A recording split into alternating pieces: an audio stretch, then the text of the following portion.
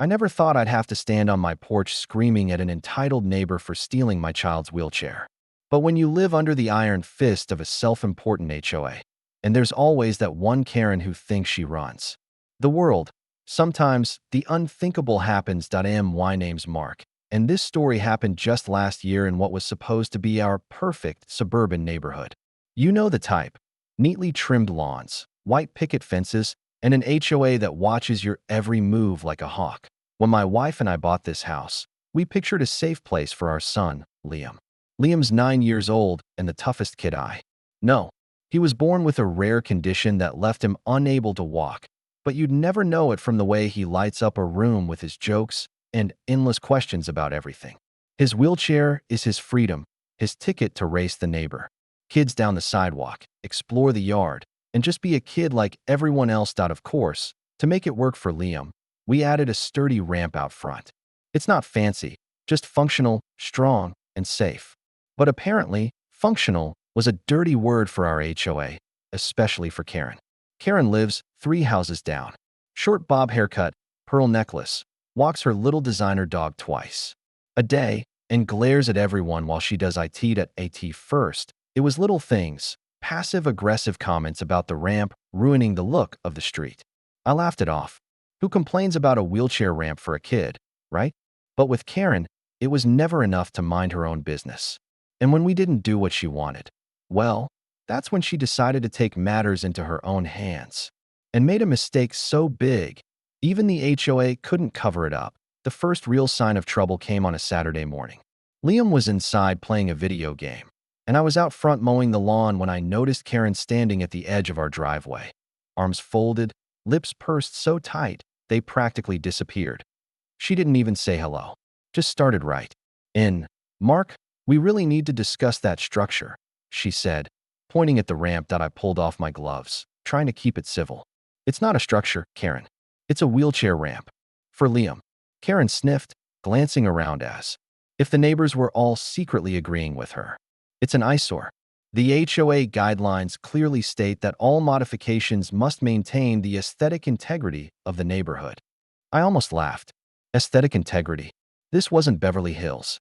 We lived in a nice neighborhood, sure, but half the mailboxes were leaning sideways and nobody cared. "Karen, we built it to code. We even checked with the county. It's not going anywhere," I said. That should have been the end of it. But with Karen, nothing was ever over. Over the next week, we got notices taped to our door, official-looking forms with HOA letterhead, all signed by Karen as acting secretary of the board. They claimed we never filed the proper paperwork, that the ramp was non-compliant, that we'd be fined daily if we didn't remove or alter the offending structure. I called the HOA president, who sighed and told me not to worry. "She's enthusiastic," he said. He assured me the ramp was fine and they'd talk to her. But Karen didn't back down. She came by 3 more times, always when I wasn't home, cornering my wife on the porch, complaining that Liam's wheelchair sometimes blocked the sidewalk when he got off the bus, complaining that the ramp lowered property values, even hinting that if we couldn't follow the rules, maybe this wasn't the neighborhood for us. One afternoon, I came home early and caught her measuring the ramp with a tape measure, muttering to herself. I told her she was trespassing and needed to leave. She smiled, cold and smug. "If you won't comply," she said, "I'll just have to handle it myself." We thought it was an empty threat, but we were wrong. It happened on a Wednesday, while I was at work and my wife was running errands. Liam had just come home from school. Our neighbor's teenage daughter, Emma, sometimes helped him off the bus. If we weren't there, she wheeled him up the ramp, got him settled inside, and went home. By the time my wife pulled into the driveway an hour later, she knew something was wrong. The ramp was fine. The front porch looked normal, but Liam was stuck inside, peeking out the window, waving frantically. She ran to the door. Mom, my chair is gone," he cried. At first she thought he meant it was lost in the yard, or maybe the bus driver had taken it by mistake. But no, the ramp was empty. The spot where we parked his wheelchair was completely bare. Liam was sitting on the floor inside, near tears. There was a piece of paper taped to the railing. My wife read it once, twice, and then called me at work in a panic. The note said, "Non-compliant property has been removed until further notice. Contact HOA for resolution." Signed, Karen M., acting secretary. I left work like a bat out of hell. When I got home, Liam was curled up on the couch, stuck there because he couldn't move without his chair. I was furious. My wife was too. Angry to even speak, I knocked on Karen's door so hard I thought I'd break it down. She didn't answer. I called the HOA president. Voicemail. I called the HOA office. Closed for the day. I called the police. When the officers arrived, they seemed confused. They asked if I was sure it wasn't misplaced. I showed them the note. I told them my kid was trapped inside. They said they'd file a report, but it felt like they didn't grasp how serious this was. After all, it was just a wheelchair. I knew one thing. Karen had crossed a line. This time, and I wasn't going to let her get away with it. That night, after we'd calmed Liam down and made sure he was safe, I started researching. I wasn't about to wait around for the HOA to get back to me. I wanted to know exactly what laws Karen had broken and how badly she'd screwed up. That's when I found it. The Americans with Disabilities Act. I read through pages of legal jargon until I found the part that made my blood boil. Interfering with or removing mobility aids is a federal crime. Not just petty theft, an actual felony offense that I didn't know where to start, so I called an old college friend who was now a civil rights attorney. He picked up on the first ring. When I explained, he said, "Mark, this isn't just HOA nonsense. This is big. She committed theft and violated federal disability law." He told me exactly what to do. Take photos of the note, the empty ramp, Liam inside without his chair, get a statement from Emma, who'd helped Liam off the bus, record everything. Then, he said, call the police back. If they don't help, I'll make a few calls. The next day, I did just that. I filed a formal complaint with the local police, armed with every scrap of proof I had. My lawyer friend even emailed them the relevant federal statutes. When the officer came back to the house and saw Liam stuck on the couch again, reality seemed to hit him. I also sent copies of everything to the HOA president, who called me that night, panicked and apologetic. "Mark, we never authorized this. Karen acted on her own. We'll fix this, I swear." But it was too late for apologies. I told him, if that wheelchair isn't back on my porch tomorrow, I'm pressing charges and suing the HOA. He promised to talk to Karen.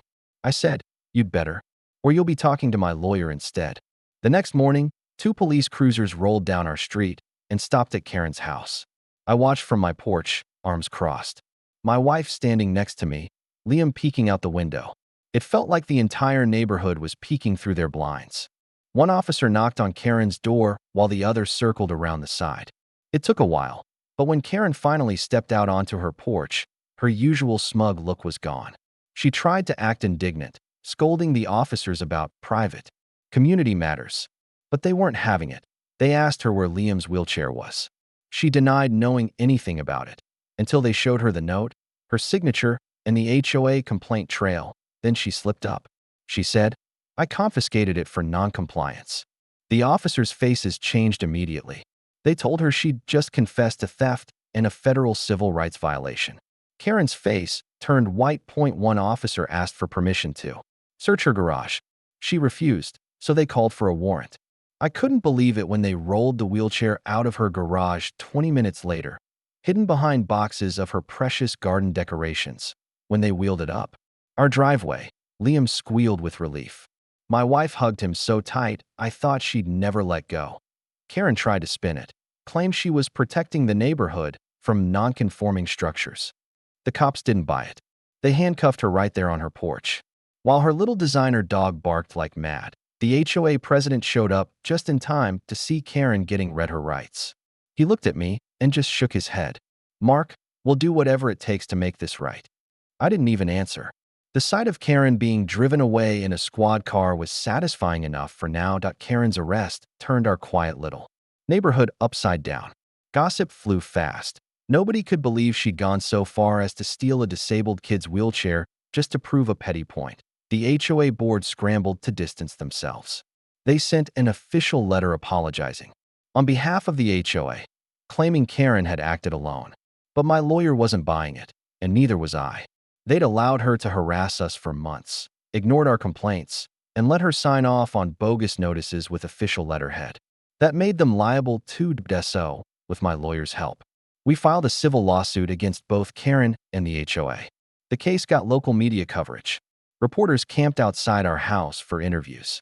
People were outraged. Parents, disability advocates, neighbors who'd never liked Karen's power trips in the first place. A few months later, we settled out of court.